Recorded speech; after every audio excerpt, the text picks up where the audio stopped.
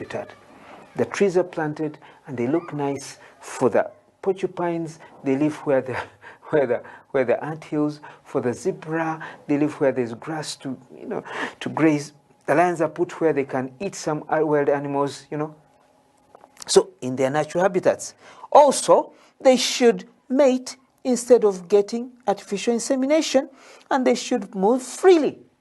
There's a lot of information in what Kikonde said. What it means for animals to be free. 1, they should move freely. And that was the last one he gave. But importantly also is that animals should be kept in their natural habitats.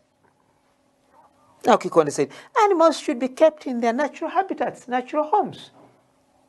Also, in addition to that, additionally, more to that, furthermore, also, they should mate, meaning a male animal and a female one should meet and reproduce. They should meet and reproduce young ones naturally. But now the white people have said it differently. They say, no, you don't need to have a bull and then a cow. Let the bull stay there and the cow stay that way. You can put the bull in the other paddock and then the heifers and the cows in this one. Now the bull will be looking at his wives. I say, now, why did I become a bull anyway? I'm a bull because I am a bull. And I'm supposed to be a husband to those cows there. How come Mr. Farmer has decided to separate me from my wives? Now, one of these hours, the bull may become tough. He may decide to become violent. He becomes violent because the farmer has violated his rights. The bull is the husband who wants to meet and discuss with his wives. And the farmer has separated the bull from the wives. And then the wives say, our husband is there. What shall we do anyway? Let us wait here. And then the farmer comes with semen, and he does it with the veterinary doctor, veterinary officer, the veterinary surgeon, and brings artificial insemination. This is what Kikonde was saying. It is nice that you allow these animals to mate. Of course, you must control them. Because if a bull was produced by this cow, then do not allow this bull to mate with his mother. That is taboo. Okay? Even God knows that even the bull does. But some bulls are not very wise. They may even want to mate with their mothers. So the farmer should be on the lookout. He must be very vigilant. He must be observant and keen. He must be very wise. Because that will be inbreeding. The bull mating breeding with his mother. So make sure the bull meets other heifers that were not produced by the mother, and not even his mother directly, and not even the mother herself.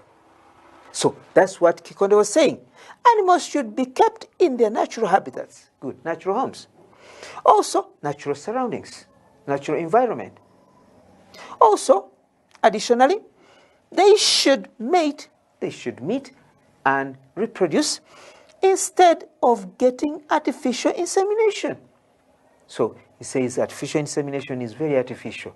It is just a work of art. Someone did it. Someone produced it. It is an art. Someone did it. His art. He planned it and made it. It is not natural. It is artificial. It was made by man. Insemination, putting semen, that liquid which has sperm in it, is called semen. Either from a man, a male person, or a male animal, that liquid which is put into the birth canal of an animal, a female animal, a grown-up female animal, is called semen.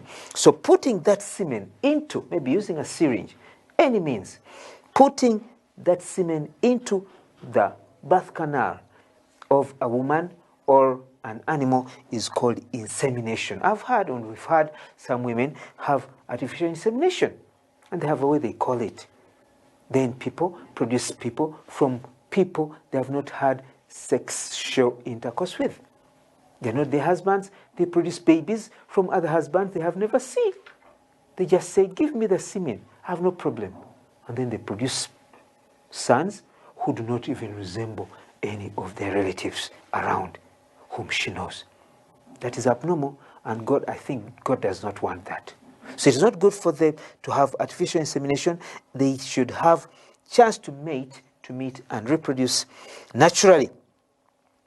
After making sure they have mated, M-A-T-E, don't say mate, this is mate, it's English. They have mated, they have not had artificial insemination. They should, lastly, they should move freely. Yes, not to be captivated, not be put into captivity, not to be captured, rather. You capture them, not captivate. You capture them, you put them in captivity, and then you put them in cages for 1 month, 2 months, a year, and they start stopping even to think. They become confused. So animals will not have their freedom if they cannot move freely. They don't have their freedom. You need to give them their freedom back. Yes, we're going back to the first page to read through this. We're going to read through, watch, because we're going back to the dialogue where it started, and we're going to look through it and read through it properly. Are you watching? Yes, we are going back to the first page. Wake up and please, let us go to that first page and then read through this dialogue from the beginning to the end. Then after that reading, then we embark on the first question. Okay, read this dialogue twice. This is the first time we've read it. Not we've read it, but we have read it. This is the first time we've read it and saying read this dialogue twice. This is the second time we are going to read it now and answer the questions on it suitably, taking care of animal needs. Kabona speaking first. Last week we learned about children's rights. Do animals also need to be protected? Do animals also need to be guarded? To protect is to guard. Do they also need to be guarded, to be protected? Because protected is in the past, then guard will become guarded also. Guarded. Protected, guarded. Kikonde, yes, Kabona. Yes, Kabona. I think these two are very good friends. Animals also have needs and freedom. Yes, we're going to the next page. Animals also have needs and freedom. Yes, let's go to the next page. Kabona, needs and freedom. He's surprised. He's wondering very much. And what shows us is the exclamation mark, which is like Jeremiah standing on his head. I remember watching Jeremiah somersaulting onto the sand. And when I saw him, I imagined I had a camera. If I had a camera comma, I would snap him. If I had a camera comma, I would photograph Jeremiah somersaulting. Then you'd see his head down and the legs up. This is how Jeremiah would be. I know he'll remember the day he was somersaulting in the sand. So needs and freedom, this shows surprise. Someone is surprised. Someone has wondered very much. What are the needs of animals? Question mark. So needs and freedom is an exclamatory sentence. It has an interjection.